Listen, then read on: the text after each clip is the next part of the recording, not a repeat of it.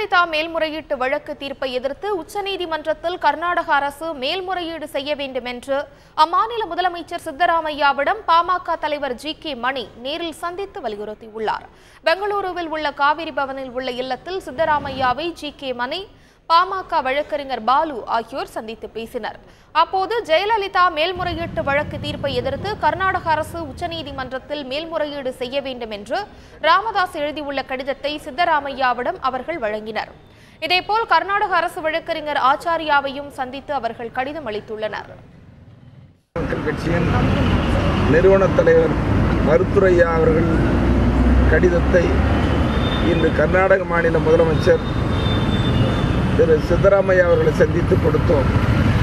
இந்த கடிதம் தமிழ்நாட்டின் முன்னாள் முதலமைச்சர் ஜெயலலிதா உள்ளிட்ட 4 பேருடைய வழக்கின் தீர்ப்பு குறித்து கர்நாடக அரசு மேல்முறையீடு செய்ய வேண்டும் என்ற கடிதத்தை கொடுத்தோம்.